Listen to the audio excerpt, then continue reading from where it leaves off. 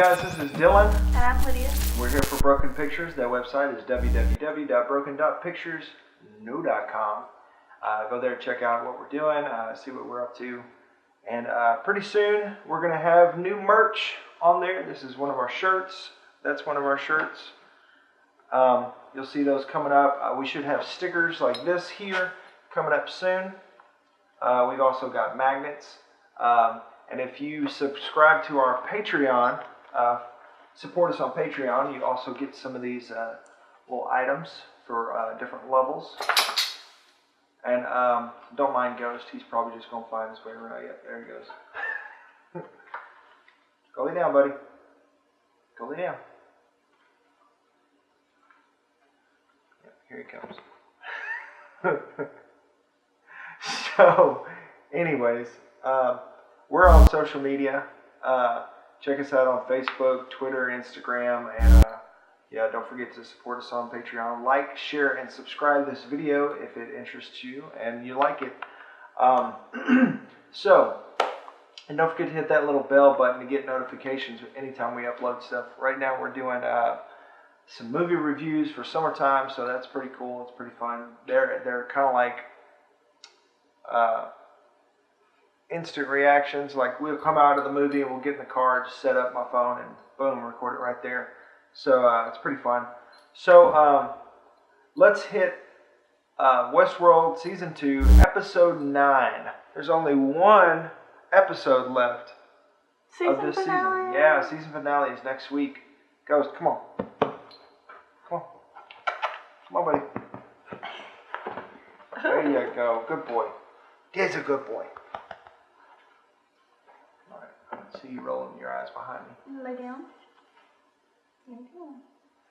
Alright, so let's jump right in. We've got, this time we've had 5 things, we've had 4 things. This time again we've got 5 big things, big ideas, whatever, that we saw about the episode to just kind of get some order.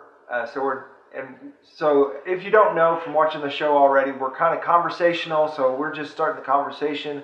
If you've got something to say, let us know in the comments below, and let's get started. So the first big thing that we noticed was the Valley Beyond is basically confirmed by Bernard to Elsie, and then because another question we had was, well, is Bernard lying to Elsie? But I think William and Grace kind of had a conversation that confirmed it as well, and they call it the Forge, and it's basically what we saw at the Cradle, only for guests and not just hosts. And on a much larger scale. Yeah, much larger scale. And it might even be something where they're testing for fidelity, kind of like James Delos, but maybe because it looked like there could possibly be rooms like where Akecheta saw it being put in underground. So there could be just multiple rooms, or it could all be happening in a Matrix style network, and it looks like that's the case because in the teaser we saw for next week, Delores turns around and she sees herself when she's in Sweetwater. So it's very possible that they're in a Matrix style situation. Another point about that is it also opens up the possibility for the hosts to have an extra backup if they're in that system as well. So if she saw herself, then they're not destroyed like we thought. It kind of seems fishy that people like Carl didn't really know that a second cradle existed for the host minds, you know? And so if he didn't know about it, who else didn't know about it? Does Hale know about it? Yeah, well, maybe they just didn't know to what extent. I mean, I feel like they knew a little bit, but it doesn't seem like they know that the hosts are kept there, too. Yeah. Because they wouldn't be so worried about everything else, you know? Like whenever the doctor told him, like, that the hosts were, like, just seemed like they were gone or whatever, he was really upset that they didn't have a backup. And he's like, all that information's gone, you know?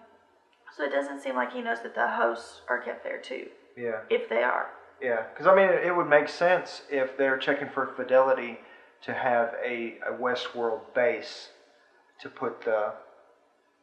Because that's how they test Yeah. To see how they react to. If they react the same way. Yeah. Yeah. That makes sense. Mm-hmm.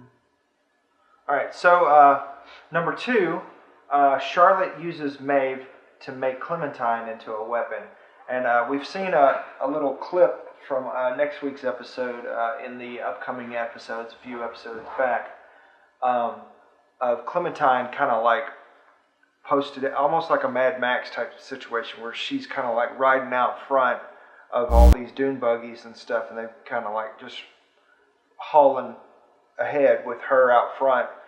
And but then we saw a little more in this teaser where they're blasting through a group of hosts, and Maeve is like, "Run, go, get out of here!" So she kind of knows what's up. And so a question I have is like, we see the recurring theme that suffering is what helps the hosts come to a point where they're reaching sentience.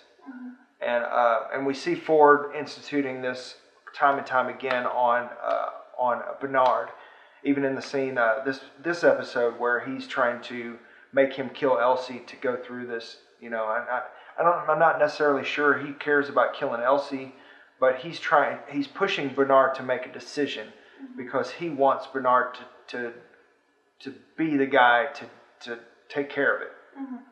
And then when Bernard decides, it's like Ford has pushed him to that point. He backs off. He's like, exactly, that's what I wanted, And so what I'm curious about is all of this that Clementine has been through. Surely at some point soon she's going to gain sentience, and I'm wondering. Girls, find a place to be, please. I don't really feel like she hasn't. What? Like, I thought she already did, because when she saw her double, or like the new Clementine, she was obviously upset by it. Yeah, it seems like she's reaching certain benchmarks. Like, she's getting there, but she's not completely there. Why not? Well, I don't know. Maybe it had something to do with the lobotomy. No, I mean, like, why do you think she's not sentient yet? Well, because they're still able to control her. We don't. To me, it doesn't really seem like. Oh, you mean the boss people? Yeah. Saturday. Okay. Yeah, because they were able to, I guess, reboot her or something. But even with the Revelries program, every time Maeve died, she still came back as herself, and Delores as well. Yeah, I think she's at the point where she's going through some pretty tough stuff, and at any point, like I think with them using her as a weapon, if Maeve can't defeat her or find a workaround, or Delores can't, then it might be an Ex Machina situation where she just wakes up and decides. What? I haven't seen Ex Machina. No. I mean like a do Ex Machina. Oh. Yeah, my bad. Not the movie. Yeah. Like, what? Spoiler? Yeah, it's a good movie. Ex Machina is a good movie. That we're not even talking about. Yeah. Don't be that person. Well, I say Ex Machina because I don't know how to pronounce the first word. That's okay. Latin, so it's like deuce or do or I don't know. But if you know, let us know. Yeah, I always Actually, forget. I'll probably look it up after this. Yeah, I'll look it up and then I'll forget. But so yeah, I think it's at any point she could just wake up and take control of her own programming again. But let's see. And how's Maeve going to respond to this? Because Clementine is kind of like a daughter situation as well. To her, yeah. I mean, but at the same time, like, she hasn't really been on the lookout for Clementine, you know? Yeah, I mean, she took her with her and everything, but yeah, she hasn't really. She's been more concerned with her daughter, her own daughter, rather than Clementine. Yeah, Clementine has been with Delores this whole time anyway. No, she hasn't. She went to Shogun World with Maeve and everything, didn't she? No. Oh, that's right. That's right. My fault. You're right. Like, that's right. That's how she saw the Clementine replacement. Yeah. She's been in Sweetwater this whole time. Yeah. So she's been with Delores. Yeah.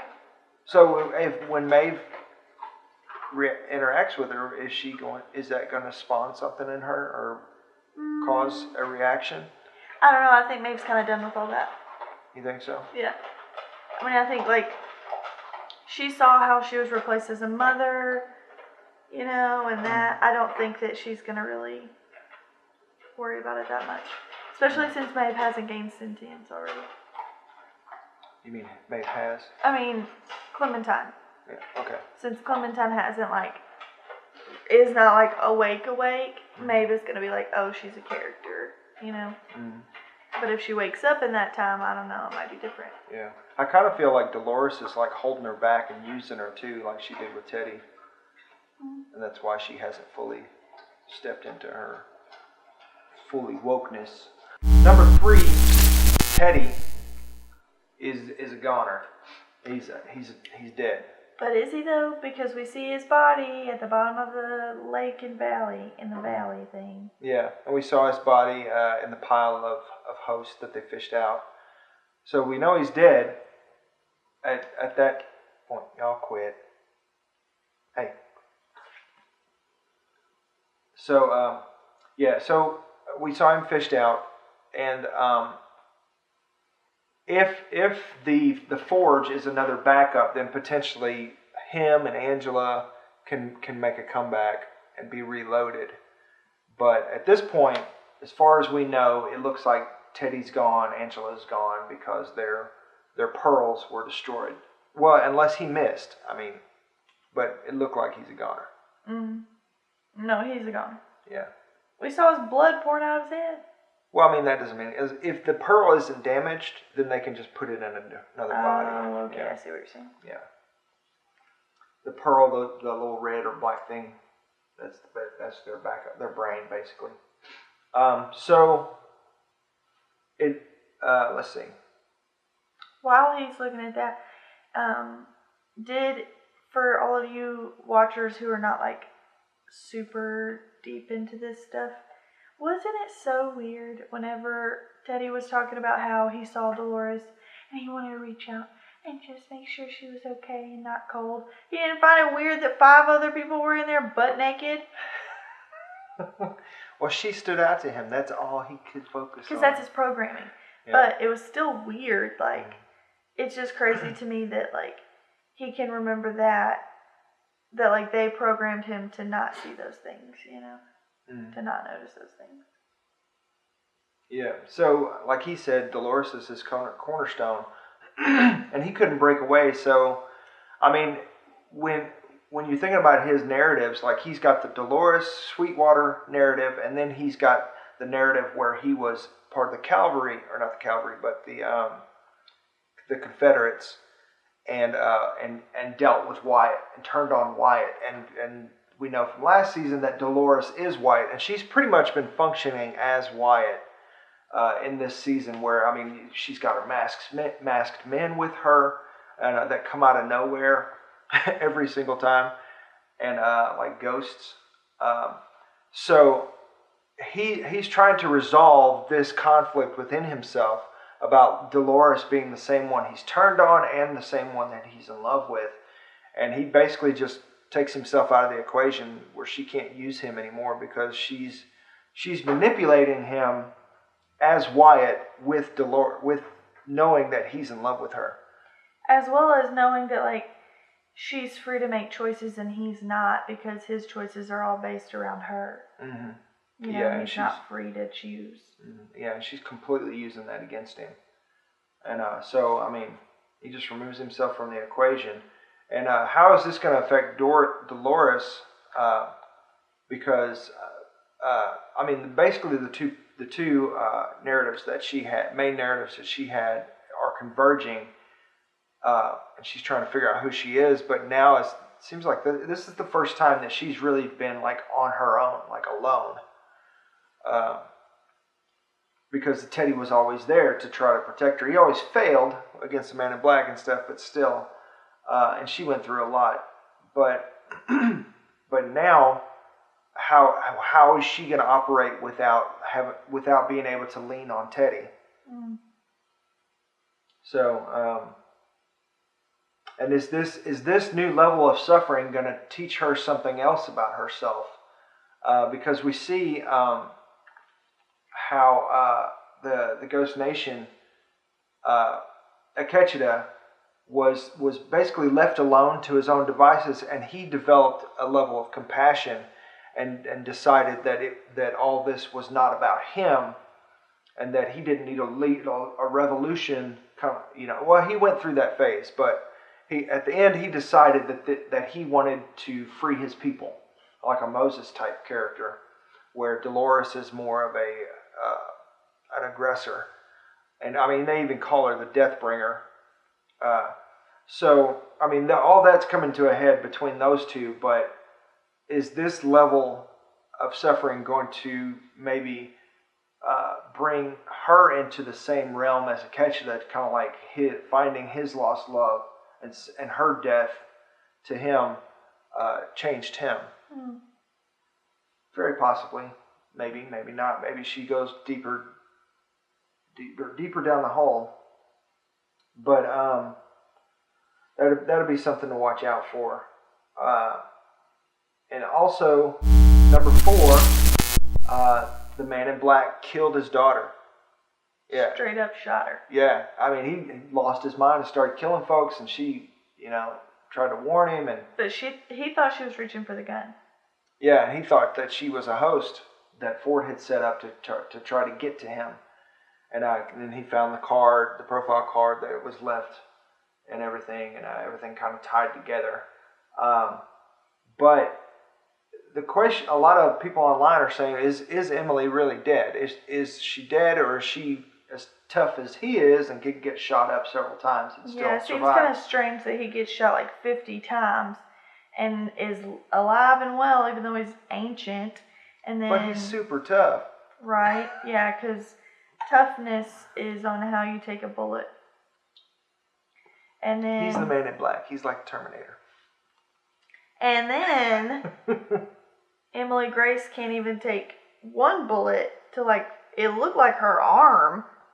Well, there was some blood around here too. Well, still this. Oh, maybe, yeah. This side. It's not the side that her heart is on. This side, and she just boop, dead. No gurgle last words, dead. Yeah, straight up. Yeah, so a lot of people are playing with that, is that, we'll see her come back and all that kind of stuff. But I think she's really dead. I think she's really dead too. And I think that it's going to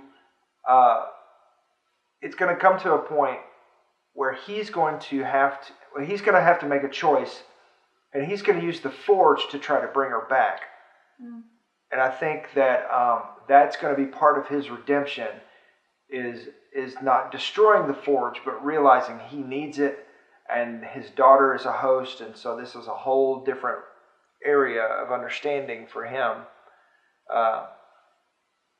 And so even though Grace went out of her way to not have her DNA or her information taken by not sleeping with hosts and strategically moving through the park and everything, they revealed that the band in the hat is collecting information. So they've got her in the Forge, and I think that reveal was so that later on they could say, oh yeah, she is in the Forge.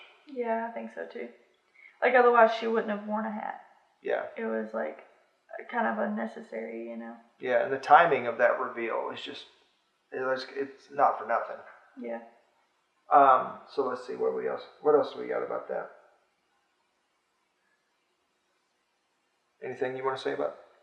It just seems like, I hate to leave it on it because it seems like it's such a big deal with the Man in Black, where he's dealing with this and coming to himself and almost committing suicide himself, and that leads into number 5, kind of. So, is the Man in Black a host? Because we see during the flashback, he's playing with his arm like he feels something, and for a second it's almost like, is he having a stroke? Is he about to have a stroke? But it's his right arm. Yeah. I'm just like, I don't know. Is it a heart attack or a stroke or something where people start to feel numbness in their arm? Left arm. Their left arm. Okay. For a stroke. Okay. Well, maybe not. But while I was watching it, I was thinking, okay, well, maybe did he die and they brought him back as a host and he didn't know? Because James Delores didn't know at first either. But he did. He sort of knew. Well, he knew when he slid the paper across to him. Right, but like he knew that he was going up for it. Oh, right, yeah. He still was making a choice to do that. Mm-hmm. Yeah, and he seemed fine up until the point where he discovered for a fact that he was a host. So maybe that has something to do with their degradation, or maybe he's even a Bernard type, where he's a recreation of William. If he's a host. I don't think he's a host because, there's that, they cast enough shadow of doubt to make you go, whoa, is he for real? But personally, I don't think he is, because I think that's what he wants, because it would be easier for him to explain the darkness in him and why he is the way he is and all this stuff, but I don't think he's a host at all. I think he's just a messed up person looking for an excuse for his own behavior and why he just did what he did. Yeah. And once he has that realization, then his path to redemption will begin. Mm. I think he's hitting rock bottom right now. Yeah, definitely. So those are our 5 big things. Did I say that was number 4? No, you said 5. Okay, number 5. Just go ahead and show it all off there, buddy. It's not that kind of show. Is there anything else you want to say? All right, so that's our stuff. All right, so those are our things, our 5 big things, ideas, top 5 or whatever have you. Don't forget to check out the website. That's www.broken.pictures, and our products that'll be coming up soon, our merch, as it were. And don't forget to check us out on social media. You can check us out on Patreon as well if you decide you like the show, or if you want to see more opportunities for us, then we'd appreciate that. Check us out on Patreon. And I think YouTube is starting something up, but we don't qualify for that yet because we're not at 1,000 subscribers yet. So hey, go ahead and hit that subscribe button if you don't feel like donating cash or whatever, then just hit that subscribe button and that'll make a difference. And so that's it for us. Thanks for tuning in. This is Dylan. I'm Lydia. Peace.